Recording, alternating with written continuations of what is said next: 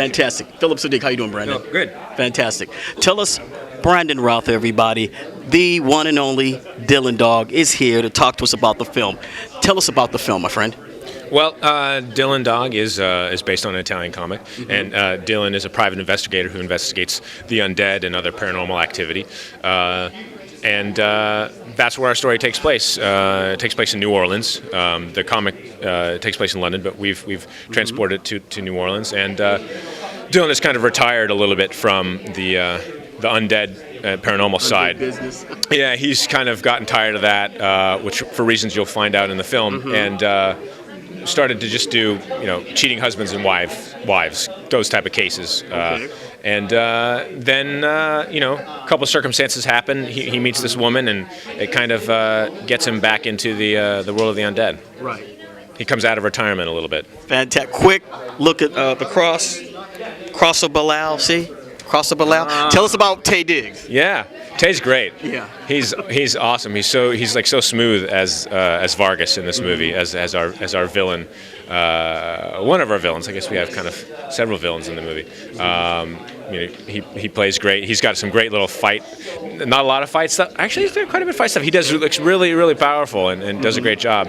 And he's a really nice guy as well. Right. Before we talked about your sidekick, how did you train for the film? Because you got the guns here. How did you train? Well, that's part of it. But I had to look good throwing punches, because you can look good, but then if you don't look good when you're actually in motion, you're nothing. We had a great stunt team and doubles and fight coordinator, and I had a lot of fun. That was the first time I really got to learn fight choreography and throw kicks and punches and hopefully look like I kind of knew what I was doing and look powerful. Right. Now, for the ladies out there is a woman in there who's throwing all kinds of stuff. She's doing stuff. What is her name and what is she doing in the film, too? Anita Bream is our damsel in distress in the movie, and she's the one that kind of brings Dylan from the world of the living back into the world of the dead, because something tragic happens in her family. She kind of has to get into battle a little bit too, and she was very eager to do that. And everybody gets a little, even Sam over here, Marcus gets to throw a couple punches and stuff. So fantastic. Good luck with the film, man. Thanks. Thank you. Oh, my pleasure. Thank you. All right. Hey, man, this is Sam. Sam, How's it going? How are you? Yeah, I'm fantastic. Yeah.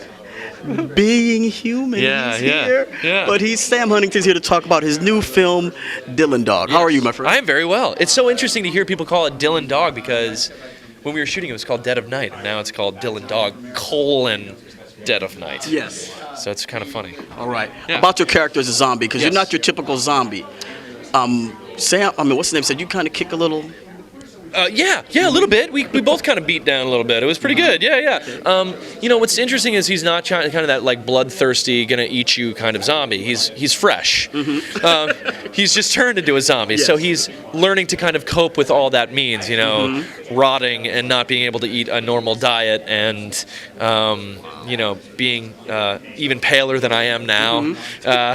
So it's all those things rolled into one nervous wreck. Right. So how did you prepare for your role? I mean, even though you're on Being Human doing the werewolf, Yeah. how'd you prepare, even though it's like a monster still? Yeah, you know what? I actually had kind of the same approach as I did with Being Human, in that these are both guys who are at their core human, right? Yes. So they're dealing with an affliction, and so you approach it in that sense. You don't think the supernatural element doesn't come in at all.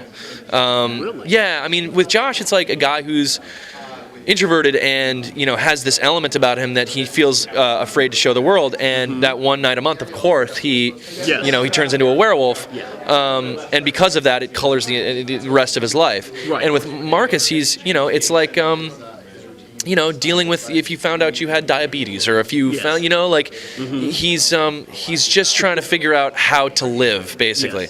So that was the preparation, really. I mean, and also, like, both characters are so well written that it was really laid out for me, and right in my wheelhouse. So yeah, it was, the preparation was that.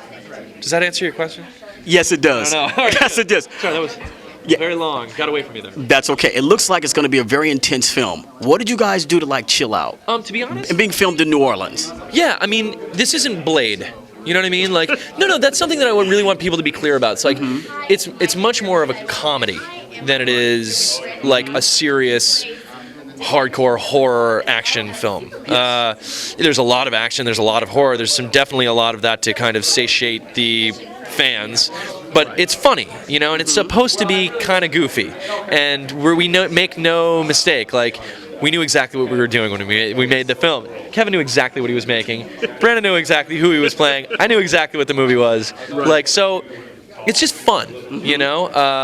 But yeah, there's some crazy moments, some definite jumpers, and some awesome creature effects, and you know, it's great. Fantastic. Yeah. Thanks for the time, my dude, friend. thank you All right. so much, Tell yeah. everybody, go see the film. Oh, please go see Dylan Dog Dead of Night. It's so good. It's so good. Please. 8 thumbs up. 8. Spider-Man says. Spider-Man says. He does. 8 thumbs up. 8 thumbs up. Yeah, yeah. We love it. Thank you. Thank you so much. Yeah. Being human, I mean, being human, you're like a werewolf, but you're like, Yeah. I saw the episode about your sister. Yeah. And you were locked in the basement with your sister. Yeah, that was like, the second one. I know. And it's like the family, you left because of that, Yeah. and you was like, I don't want you guys, and I knew how hard that was Yeah. to leave. It was like, Yeah. it pulled. Good. It pulled. Good. Yeah, I have a very strong family too, and so for me, like that was definitely part of what helped me play those moments. Those really difficult moments. Excellent. Yeah. I Yeah. love it. Being Thanks, human. man. Yeah. Being human. I appreciate it, man. I love Yeah, it. thank How are you? Nice to I'm meet great. you. How are you? Really good, really good. Like the shirt. Oh, Okay. thank you. Well, it's most comfortable. Yes. Kevin Munroe, everybody. The film, Dylan Dog, he's a director. He's here to chat a little bit about the film. How are you? I'm doing very well, thank you. How does it feel to make this type of film?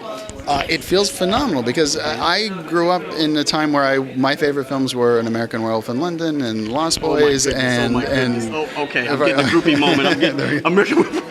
No, like in Fright Night and Monster Squad and Pumpkinhead and all these things. And so to me, seeing characters in practical makeup and just characters and just watching movies that are fun. And I have such an association with growing up and watching movies like Ghostbusters, like with my dad, that like the stakes were real, the action's real, but it's still funny. And somehow that makes a movie that's just fun.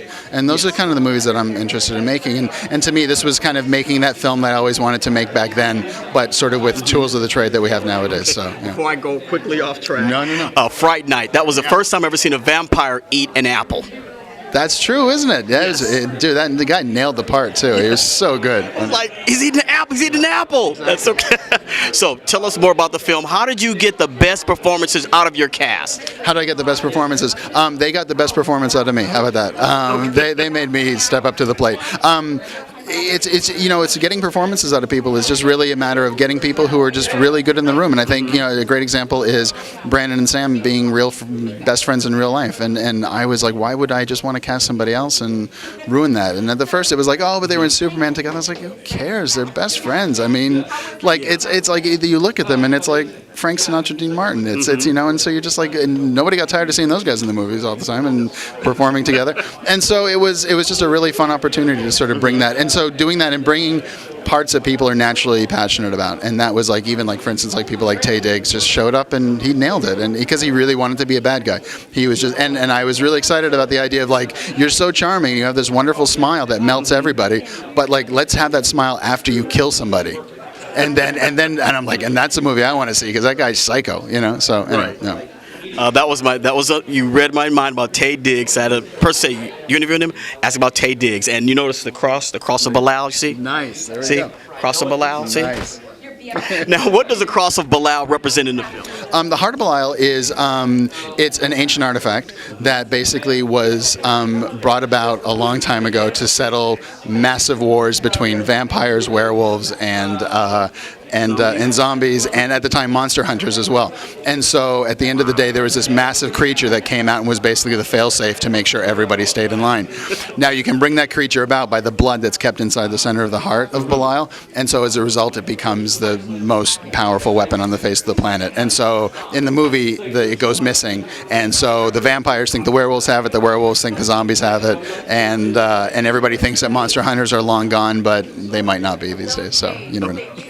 before we wrap it up, why of all cities, New Orleans? It was funny, when I first got the script, it was set in New York. And I thought, if we're taking a character that's based in London and Americanizing it, if you have to do it, it just felt New York was just too American for me, and so New Orleans is a haunted city. It's a great city.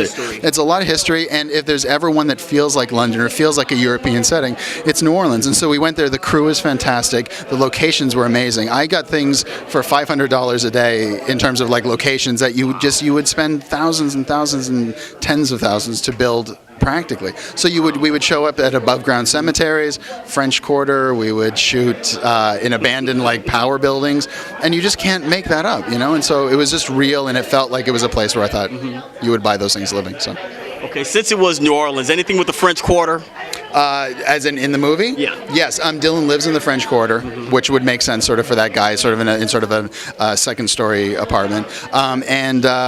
We have, I think they walk into the French Quarter in the last shot of the movie when they do their Butch and Sundance moment at the end. It's really kind of fun. Their little reservoir dog walk with the. All right. With, everyone, Kevin Munroe. Tell everyone to see the film, my friend. Please go see the film, April 29th in theaters, and it'll be great. I promise you'll have fun.